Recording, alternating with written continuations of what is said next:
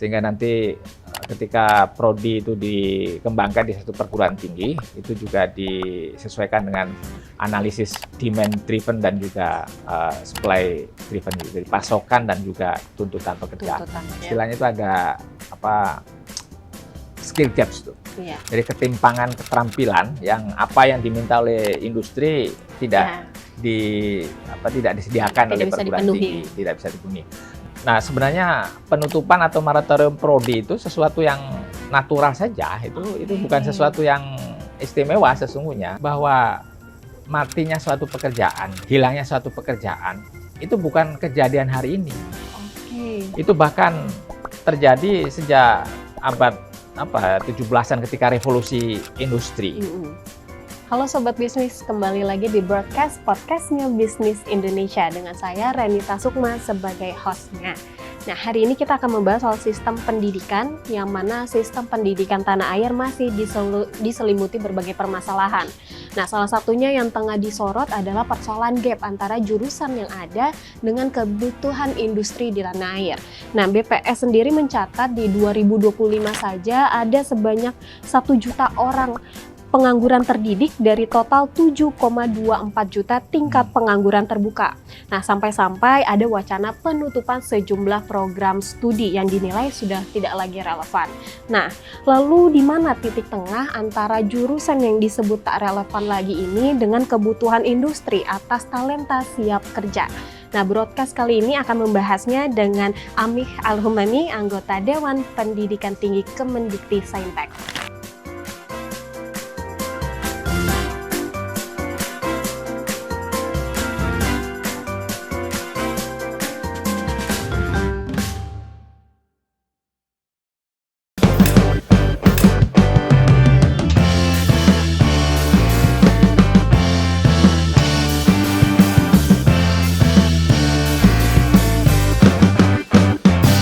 Broadcast, podcastnya Bisnis Indonesia. Halo Bapak, apa kabar? Alhamdulillah sehat, senang juga di sini. Selamat datang di Bisnis Indonesia. Mungkin ini pertama kali ya Pak? Ya, betul. Pertama kali datang di Bisnis Indonesia. Ini bentuknya, bentuk di balik meja-meja redaksi. Nah, tadi kita ingin membicarakan soal sistem pendidikan dan kaitannya juga soal kebutuhan industri ya Pak, dan itu nggak bisa dipungkiri, keduanya saling berkaitan. Nah, mungkin pertanyaan pertama terkait tadi BPS yang seperti aku sebutkan tadi mencatat jumlah pengangguran terdidik itu saat ini jumlahnya tidak sedikit. Dan sebagai akademisi dan sekaligus birokrat, gimana sih Bapak melihat pangkal dari persoalan ini? Boleh, silakan Pak.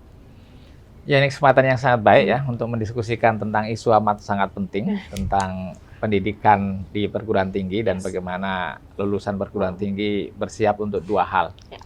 Jadi yang perlu pertama diketahui adalah anak-anak muda lulusan sekolah menengah atas yang menempuh pendidikan sampai di universitas itu sebenarnya untuk dua tujuan sesungguhnya.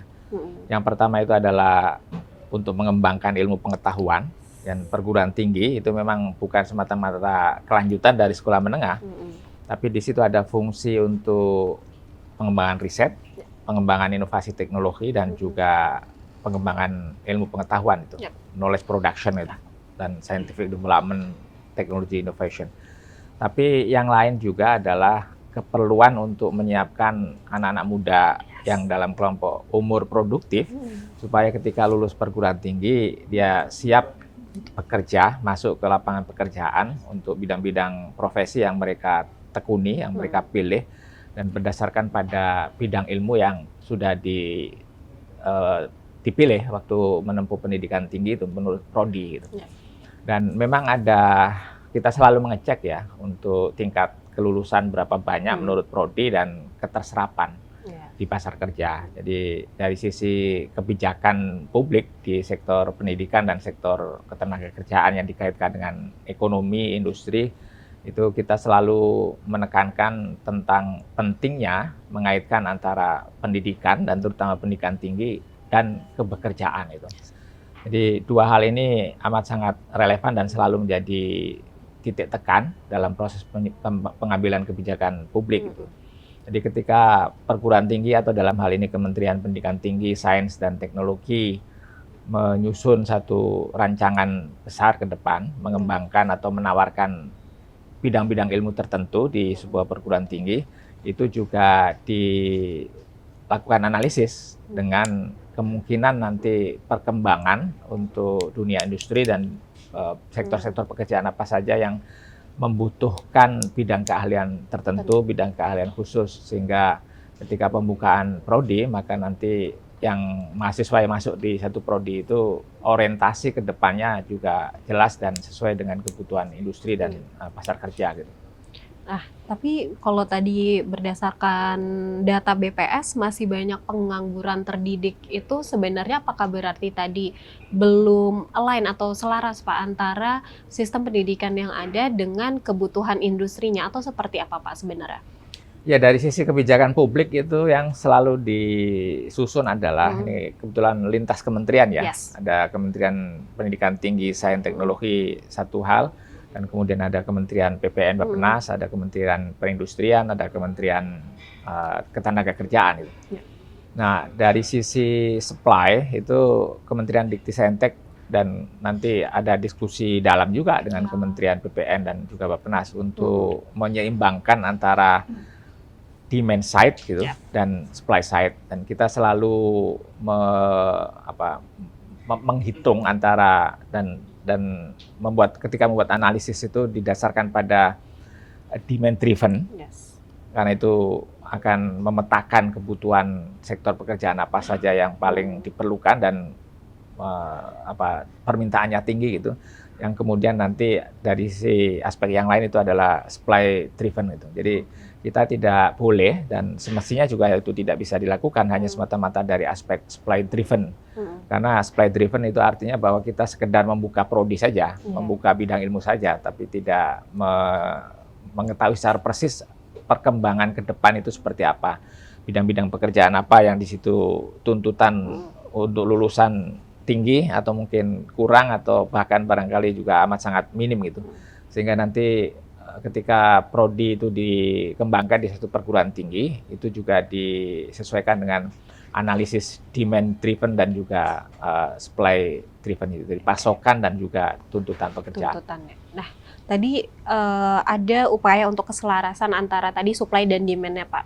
Tapi satu sisi di persoalan lain itu lapangan kerja banyak yang ternyata nggak sesuai dengan ekspektasi para sarjana. Nah, mulai dari minimnya jaminan kesejahteraan sampai tidak sesuai minat mereka atau biasanya kita sebutnya tidak sesuai passion seperti itu. Nah, ini apakah pertanda juga tadi soal ketidakselarasan atau di mana ya Pak titik tengahnya seharusnya gitu? Ya, mungkin yang perlu diberi penekanan itu adalah bahwa sesungguhnya pendidikan lanjutan di tingkat perguruan tinggi itu adalah selain untuk mengembangkan keahlian, memperkaya dengan berbagai macam keterampilan, kemahiran spesifik itu yang itu nanti akan dicocokkan dengan kebutuhan pasar kerja itu. Tapi juga harus diikuti dengan sesungguhnya setiap mahasiswa yang nanti akan menjadi sarjana itu dia punya keunggulan dan bakat serta potensi di bidang apa gitu. Dan dari situ maka yang bersangkutan harus lebih memberi penguatan. Jadi selain penguasaan disiplin ilmu melalui prodi yang dia pilih, dia juga bisa mengembangkan beberapa keterampilan khusus gitu, dan itu berakar pada istilahnya itu generic skills gitu. Atau basic skills itu, dan itu bertumpu pada yang selalu dilihat setiap orang itu, dan apalagi para pemberi kerja itu adalah dari sisi cognitive flexibility atau cognitive skills, cognitive ability itu. Karena itu syarat dasar bagi setiap lulusan perguruan tinggi untuk supaya nanti meskipun ya lulus dari satu bidang ilmu, bidang prodi tertentu, tapi sangat mungkin dia bisa bekerja di sektor-sektor pekerjaan yang barangkali saja itu tidak sesuai dengan, tidak selalu selaras dengan prodi yang dia tempuh waktu yang dia jalani waktu di perguruan tinggi. Dan untuk ke depan sesungguhnya kemampuan untuk beradaptasi dengan dinamika industri, landscape pasar kerja yang terus-menerus berubah, itu tidak lagi mendasarkan semata-mata pada bidang keilmuan apa yang setiap lulusan itu tekuni ketika di universitas gitu. Jadi ada istilahnya itu adaptabilitas di pasar kerja itu ditentukan oleh dua kompetensi dasar yang kalau dalam ilmu ekonomi pendidikan itu disebut sebagai transformative competencies, dan yang kedua itu adalah transferable skills. Yang ini akan menjadi faktor penentu adaptabilitas, kemampuan beradaptasi setiap lulusan perguruan tinggi untuk bisa masuk di pasar kerja, atau bahkan mungkin dengan amat sangat mudah itu dia berpindah satu sektor pekerjaan, bidang pekerjaan atau bidang profesi dari satu ke tempat yang lain. Dan kemampuan adaptabilitas itu ditentukan dua kompetensi dasar tadi itu dan berbasis pada cognitive flexibility. Karena itu amat sangat dianjurkan dan didorong itu setiap mahasiswa untuk selain menekuni bidang ilmu yang dia pilih gitu, tapi juga mengasah kecakapan-kecakapan lain. Kan kita selalu mendengar ya bahwa tidak cukup hanya dengan mahir kalau misalnya menempuh pendidikan teknik sipil, pendidikan ekonomi atau akuntansi, itu kecakapan profesional berdasarkan bidang ilmu bagus dan memang harus mutlak dilakukan, tapi tidak boleh berhenti hanya di situ. Jadi kita selalu dianjurkan, kita semuanya menganjurkan kepada para mahasiswa untuk melengkapi dengan kecakapan sosial itu, kecakapan lunak, soft skill dan juga social skills yang disebut dengan C4 itu atau forces itu. Communication, collaboration, creativity, critical thinking. Itulah yang menentukan kemampuan adaptabilitas yang baik bagi setiap lulusan. Nah, tadi menarik banget Pak soal gimana juga berkaitan dengan tidak bisa kita menguasai satu bidang saja. Tadi kita membutuhkan cognitive skill. Nah, mungkin berkaitan juga sama pertanyaan selanjutnya. Ini kan berarti juga ada kaitannya masih tanggung jawab baik itu dari pendidikan tingginya kan Pak, universitas-universitas yang menaungi para mahasiswa tersebut. Nah, adakah upaya penyesuaian kurikulum pendidikan ini sendiri dengan kebutuhan industri tadi yang tadi mungkin jadinya ada kompetensi dasar tersebut dan ada kemampuan untuk beradaptasi itu, dan itu apakah sudah ada penyesuaian di setiap kurikulum yang ada di pendidikan tinggi Pak, walaupun misalnya berbeda-beda jurusan mereka kayak gitu?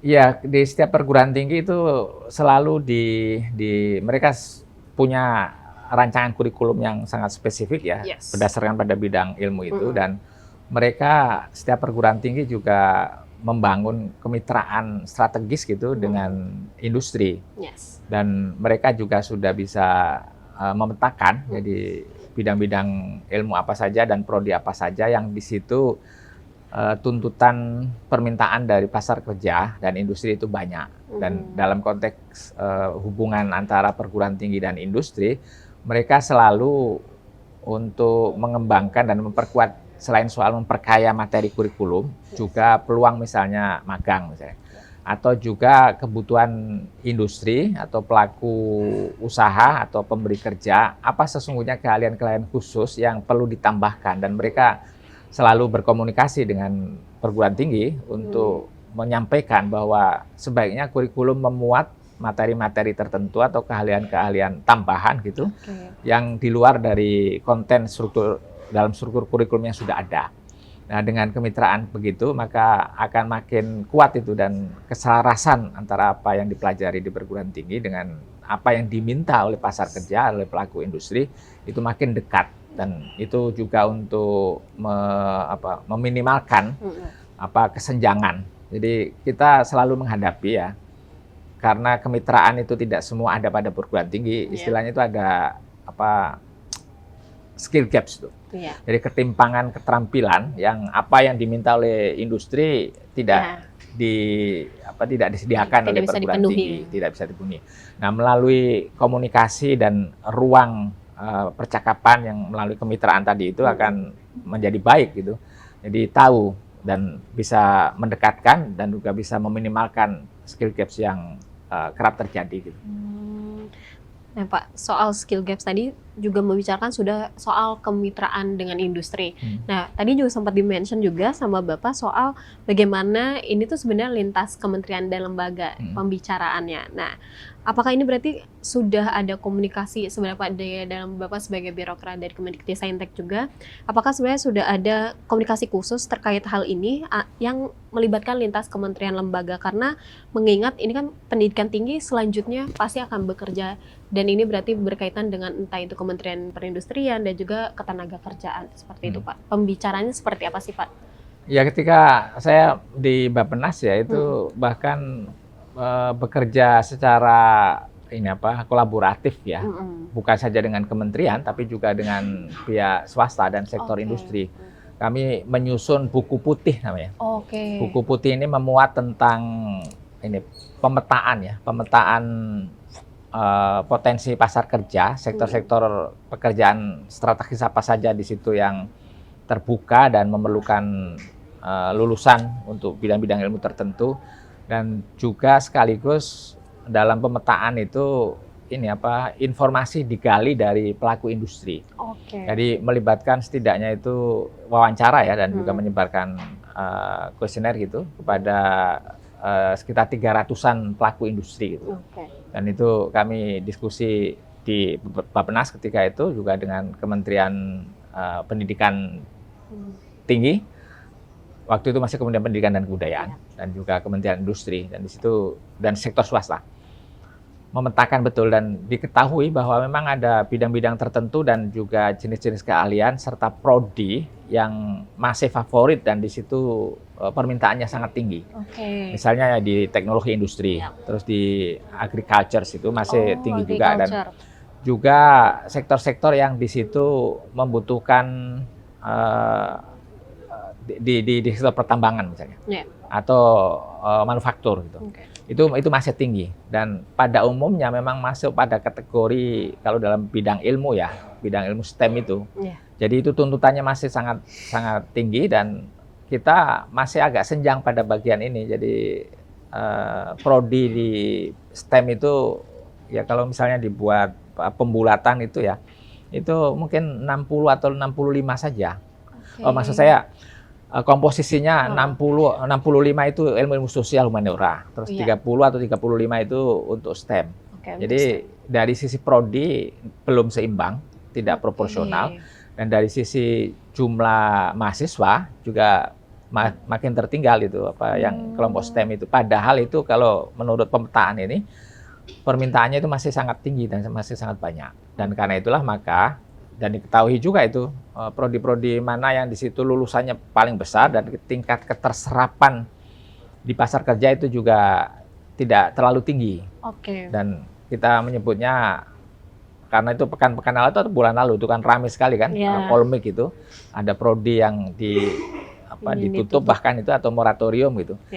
Nah, sebenarnya penutupan atau moratorium prodi itu sesuatu yang natural saja, itu bukan sesuatu yang istimewa sesungguhnya, dan tidak perlu terlalu dirisaukan, karena itu sifatnya mengikuti dinamika dan perubahan landscape pasar kerja yang selalu berubah-ubah gitu. Mungkin tadi menarik sih Pak, dari pernyataan tadi ada beberapa yang ingin dibahas. Mungkin pertama soal kenapa bisa ada proporsinya itu bisa timpang, baik itu dari ilmu sosial maupun STEM. Apakah itu juga berkaitan dengan kesiapan dari tenaga pengajarnya atau kesiapan dari universitasnya, atau seperti apa ya Pak? Ya memang ini berangkat dari rancangan pengembangan pendidikan tinggi yang kita sebelumnya ya tidak sepenuhnya itu membuat satu perencanaan yang baik gitu loh. Dari sisi bidang ilmu apa sesungguhnya yang harus lebih diutamakan gitu. Dan kita memang agak tertinggal dari sisi pengembangan bidang STEM ini. Tapi sesungguhnya ya di banyak negara juga, karena mereka sudah jauh lebih maju dari sisi perencanaan pengembangan pendidikan tinggi dan menurut bidang ilmu itu bahkan kita baru membaca juga kan pekan lalu ya laporan bahkan di Korea atau di Cina ya, itu pengembangan bidang ilmu yang kelompok STEM itu bahkan sudah mulai landai.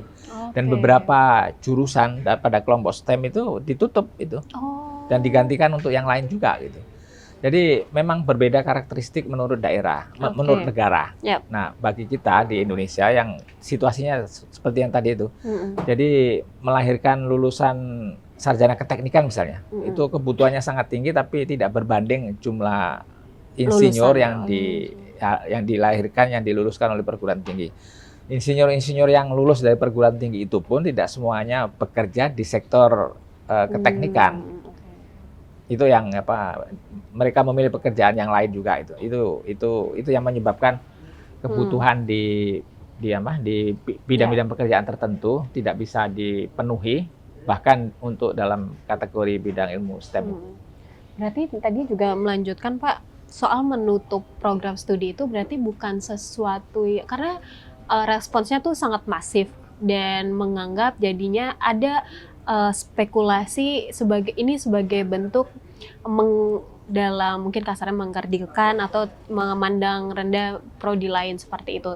Tapi sebenarnya bagaimana sih kita harus memposisikan di kami gitu misalnya baik itu orang awam atau apa dalam wacana ini Pak melihatnya seperti itu? Ya.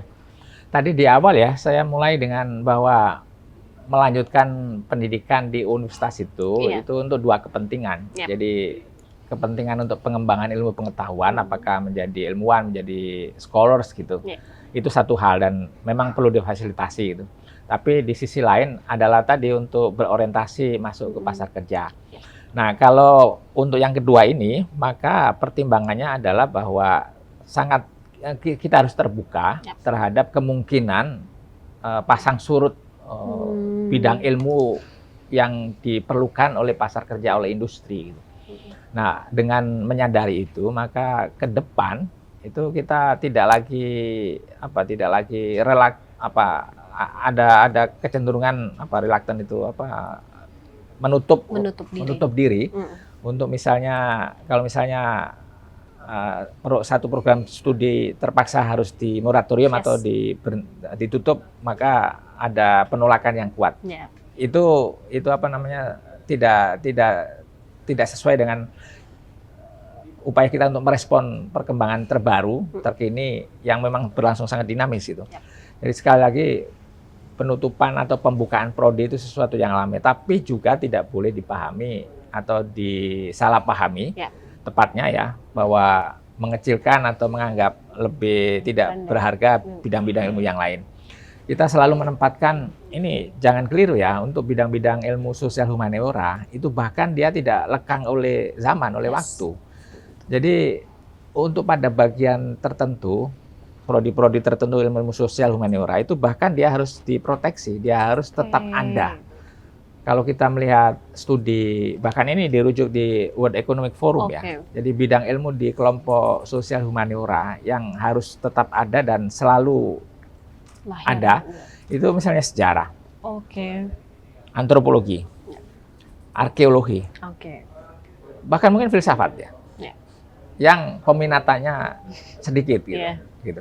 Misalnya arkeologi, itu ilmu yang melampaui waktu, melampaui zaman. Dia tidak terikat oleh dinamika atau perubahan landscape pasar kerja.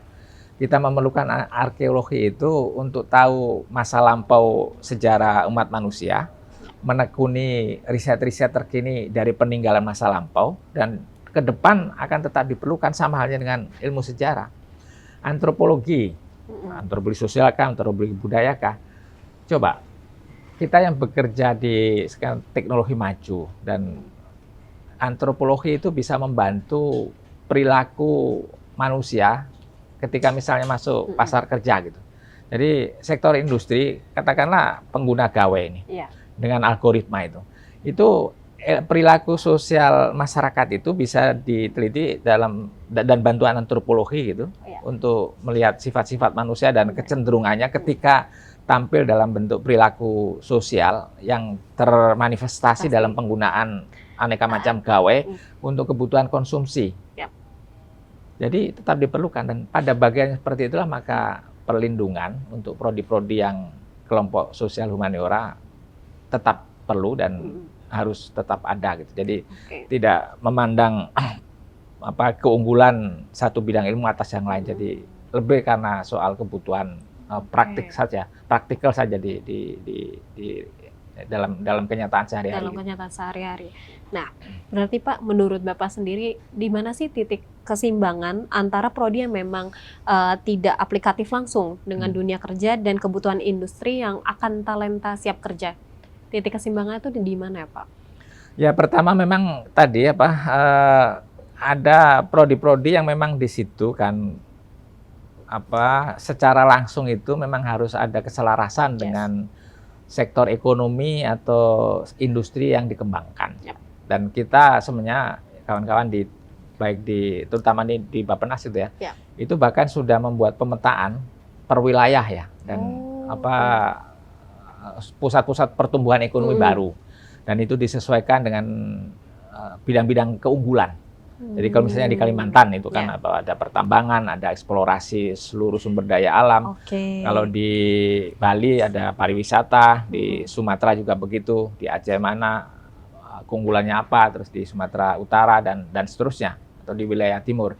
Nah, berdasarkan pada keunggulan daerah, maka perguruan tinggi setempat, katakanlah misalnya di Sulawesi, kita punya Universitas Hasanuddin. Di Papua kita punya Cendrawasih. Di Maluku kita punya Patimura, punya Universitas Khairun dan seterusnya. Maka bidang ilmu yang dikembangkan di sana itu juga harus merespon hal yang terbaru yang berlangsung di provinsi atau di kawasan yang bersangkutan, di kepulauan yang bersangkutan. Sehingga titik keseimbangannya adalah apa yang dikembangkan menurut peta pusat-pusat pertumbuhan ekonomi baru dan juga kawasan industri, maka bidang itulah yang kemudian diperkuat di setiap perguruan tinggi di masing-masing wilayah itu. Nah, ini menarik Pak, karena misalnya kalau di Aachen itu sendiri, kampusnya Profesor Habibie, sebelumnya itu yang terkenal dengan jurusan tekniknya, kampusnya itu, tapi ternyata kabarnya fakultas terbesar dan terbanyak mahasiswanya itu dari jurusan filsafat. Nah, lalu apa sih Pak? Tadi kan juga disebutin, Bapak nyebutin kalau ya bisa beda-beda setiap negara itu. Tadi bahkan Cina justru mulai landai untuk jurusan tekniknya. Nah, lalu apa yang membedakan sebenarnya dengan Indonesia sampai terdapat gap antara jurusan-jurusan tersebut, ya misalnya filsafat tadi kita ngomongin humaniora sosial, dengan kebutuhan industri. Apa yang membedakan ini Pak? Ya, ini tradisi di Universitas Barat ya, apakah di Eropa atau Amerika itu mereka mengembangkan istilahnya itu liberal arts. Gitu. Jadi ini menyiapkan setiap mahasiswa itu dengan landasan keilmuan yang komprehensif. Jadi selain nanti akan menekuni dalam bentuk jurusan, dalam bentuk prodi tadi yang spesifik, tapi juga diberi landasan keilmuan. Katakanlah misalnya mereka sekolah teknik, mereka sekolah ekonomi, mereka sekolah arsitektur. Tapi tidak heran kalau di Aachen tadi mereka juga belajar filsafat, mereka belajar seni juga. Dan ini kan serupa juga misalnya, coba MIT ya. MIT itu kan resminya sekolah teknik gitu kan. Tapi yang kuat juga tidak kalah itu di bidang social sciences and humanities. Jadi linguistik terbaik salah satunya itu ada ditemukan di MIT. Sejarah kuno salah satu terbaik juga ada di MIT. Padahal sekolah teknik gitu. Nah, itu yang dimaksud dengan liberal arts. Jadi supaya setiap mahasiswa itu punya bekal pengetahuan yang kokoh gitu, yang kuat gitu untuk bidang ilmu yang dia pilih, tapi juga dia punya wawasan yang komprehensif, yang lengkap untuk isu-isu yang lain. Jadi horizon pemikiran mahasiswa itu diperkaya dan diperluas. Mereka nanti akan canggih, bagus bidang ilmu yang spesifik yang dia tekuni menurut prodi itu, tapi juga punya perspektif yang kaya untuk bidang-bidang ilmu yang lain gitu. Itulah yang disebut mengapa generic skills atau juga basic skills sebagai landasan untuk pengembangan keilmuan itu amat sangat penting dan mutlak itu sifatnya dilakukan. Saya beberapa kali bertemu ya dengan kawan-kawan guru besar, dosen, peneliti dari ITB misalnya atau dari ITS. mereka juga membayangkan bahwa mereka mahasiswa yang kuliah di ITB itu juga punya wawasan keilmuan humaniora yang juga bagus itu. Makanya tidak sedikit yang juga berpikiran itu mengambil inisiatif. Kan tidak keliru juga kalau misalnya ITB juga membuka antropologi misalnya, atau membuka sejarah gitu, membuka prodi sejarah. Tapi ya tadi dengan melihat bahwa bidang-bidang ilmu yang, karena kita punya perguruan tinggi di Indonesia itu banyak sekali. Dan mungkin untuk ukuran sebuah negara meskipun penduduk 285 juta, dengan perguruan tinggi totalnya negeri dan swasta besar dan kecil itu 4.600-an itu. Amat sangat besar. India yang penduduknya 1,4, Cina yang penduduknya 1,3, itu 2.000 atau 2.500 saja. Dan mereka juga bisa menentukan itu provinsi-provinsi mana atau region mana yang mereka harus memperkuat perguruan tingginya.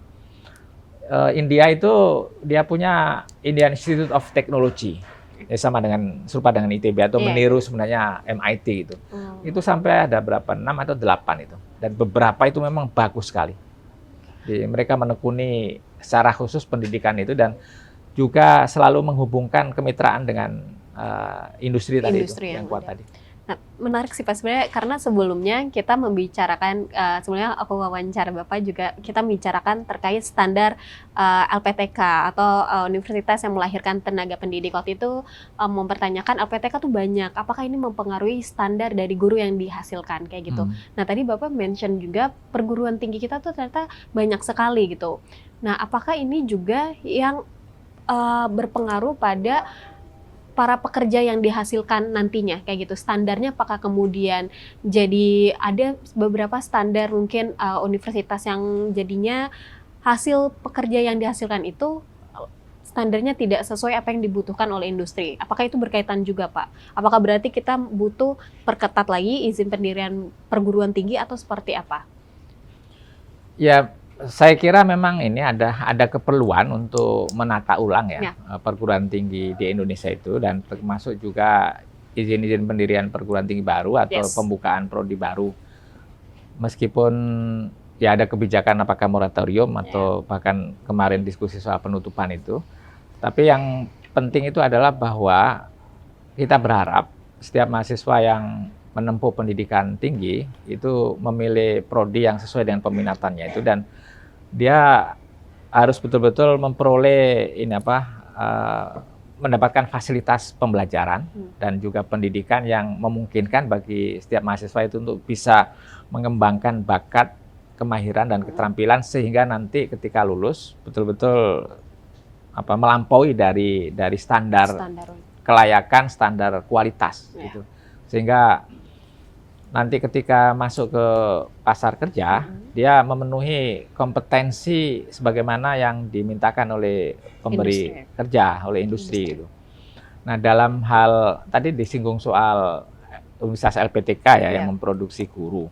Jadi ini juga salah satu prodi yang memang tingkat produksi lulusannya paling banyak.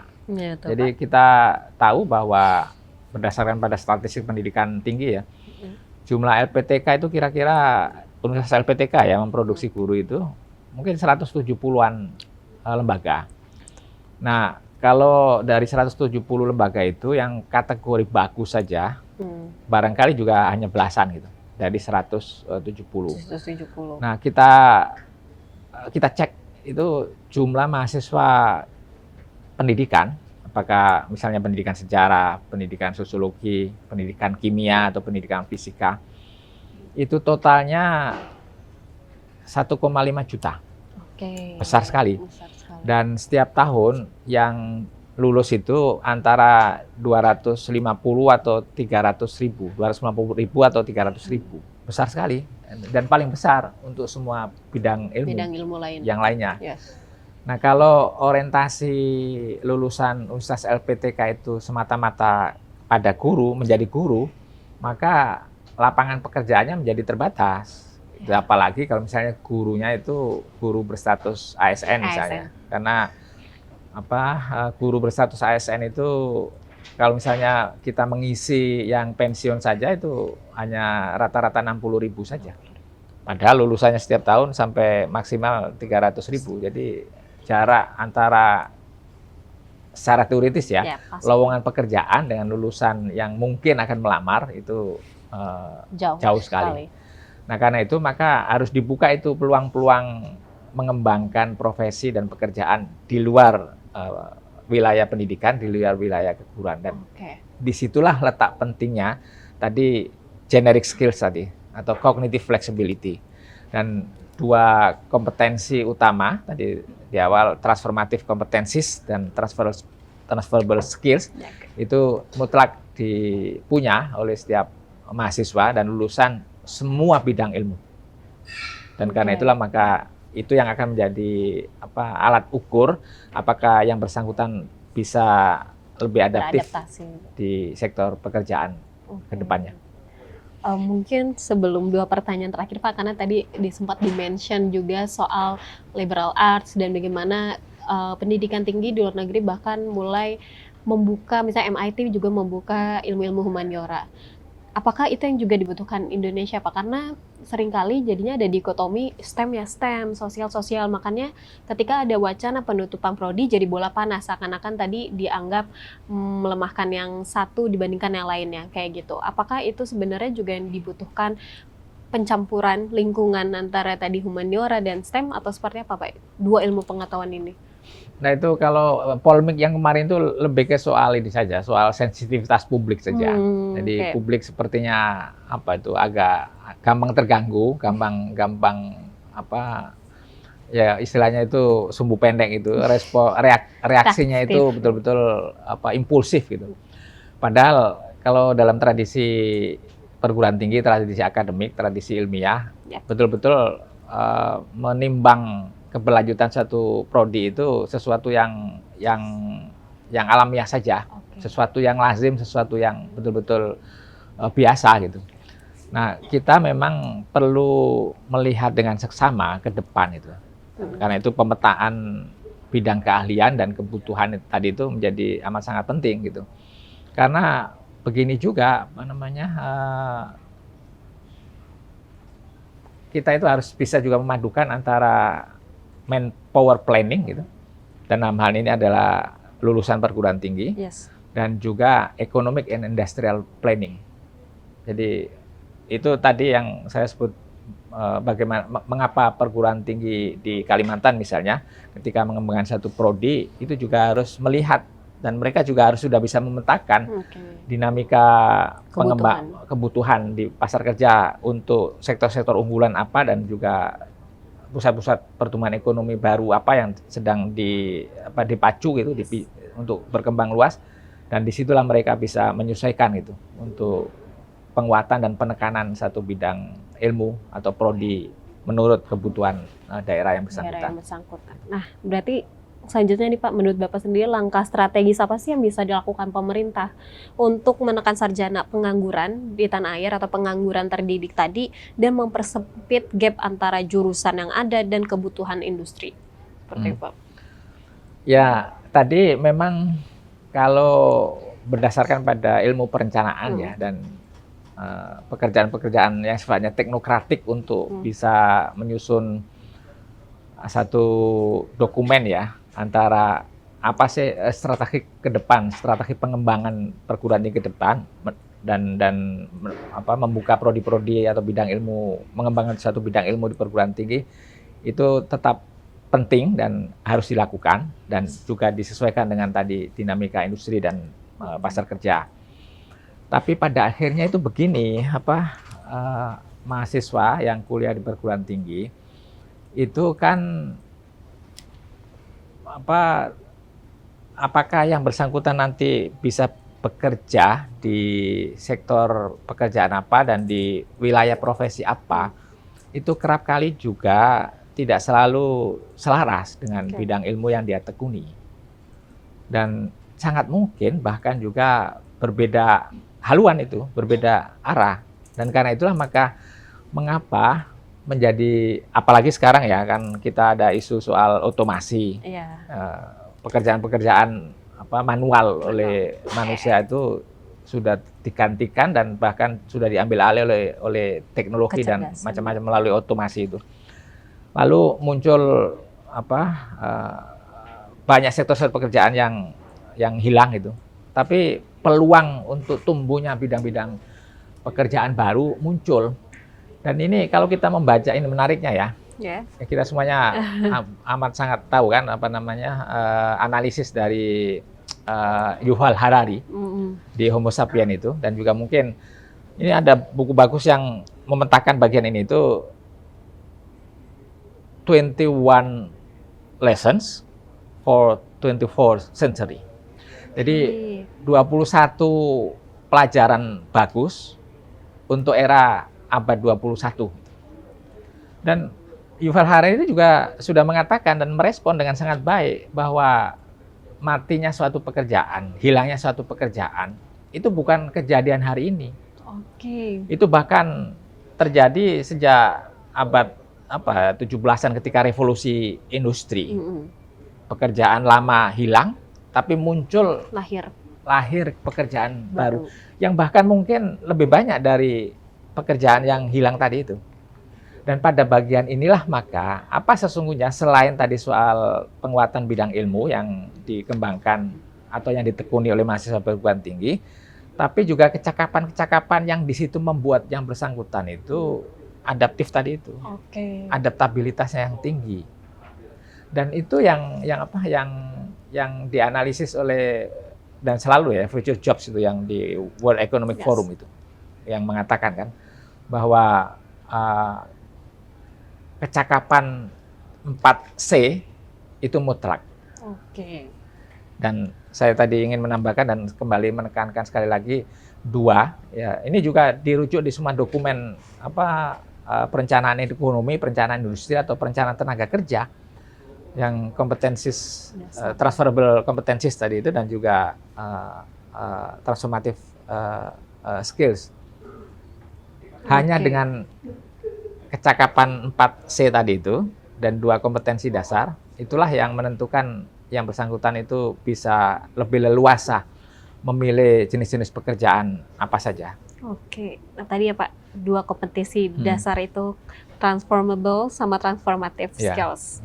Nah, mungkin terakhir Pak, kalau seperti itu ada pesan untuk anak-anak muda Indonesia mungkin sedang gundah gulana, makanya di masih pendidikan tinggi merasa gundah gulana, apakah kesulitan mencari pekerjaan di pasar kerja yang sekarang atau ketakutan prodinya akan ditutup atau seperti apa? Apakah ada pesan tersendiri Pak? Silakan. Ya, ini saya ingin berbagi pengalaman sedikit saja kepada anak-anak muda dan kepada mahasiswa yang sedang menempuh pendidikan tinggi. Anda semuanya pada kelompok usia muda produktif gitu. Dan Anda punya waktu yang sangat berharga selama 4 atau 5 tahun menempuh pendidikan di universitas. Jadi gunakanlah dan manfaatkanlah waktu selama 3, 4 atau 5 tahun itu untuk mengembangkan diri secara baik, mempelajari, mendalami, dan juga menguasai bidang ilmu yang Anda semuanya sudah pilih.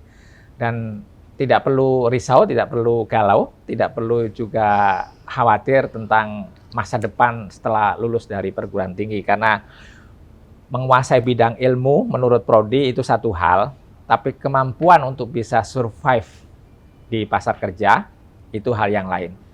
Dan yang menentukan kemampuan untuk bisa survive dan juga kemampuan untuk bisa beradaptasi itu adalah ketika Anda semuanya membekali diri dengan cognitive flexibility. Kalau dalam ilmu psikologi kognitif ya. Dan turunannya itu adalah generic skills, basic skills itu, atau juga selalu disebut sebagai cognitive abilities. Dan itu semuanya akan melahirkan 2 kompetensi, 2 kecakapan, transformative competencies dan transferable skills. Dan fondasinya itu adalah cognitive flexibility. Kalau Anda punya itu dan Anda memupuk itu, maka Anda punya bekal yang cukup untuk bisa beradaptasi di dunia kerja ketika nanti Anda semuanya sudah lulus dari universitas. Dan itu semuanya hanya bisa diperoleh dengan mengakses ke sumber-sumber pengetahuan apa saja. Tradisi membaca buku, gunakan waktu dengan sangat baik. Dalam seminggu Anda semuanya harus menargetkan membaca buku, jangan tergantung pada teknologi ChatGPT kah atau AI kah. Itu alat bantu saja. Tapi studi menunjukkan bahwa alat bantu itu menumpulkan daya imajinasi, melemahkan cognitive skills, dan sama sekali tidak membuka horizon pemikiran. Masih ingat pesan atau kalimat bijak dari Einstein? Kalau Anda diminta memilih, apakah memilih pengetahuan atau memilih imajinasi? Mana yang lebih bagus antara pengetahuan atau imajinasi? Pengetahuan itu ada batasnya, tapi imajinasi tidak ada batasnya. Dan imajinasi dikembangkan dengan membaca, dengan mengakses ke sumber-sumber pengetahuan. Selamat menyosong masa depan yang tetap cemerlang dan belajar secara menggairahkan. Terima kasih banyak Pak Ami. Tadi kita sudah berusaha membongkar soal pendidikan tinggi dan kebutuhan industri. Tadi jangan lupa membaca ChatGPT, AI, Gemini, semua hanya alat bantu seperti itu. Ingat tadi kita masih butuh adaptasi, dinamika, pasar kerja pasti akan terus bergejolak. Matinya suatu pekerjaan tadi bukanlah sesuatu yang baru. Itu bagaimana tadi industrinya beradaptasi, kita beradaptasi, dan juga regulatornya pun beradaptasi. Seperti itu. Sekian dari saya, Renita Sukma, dari Podcastnya Bisnis Indonesia. Dan terima kasih banyak Pak Ami.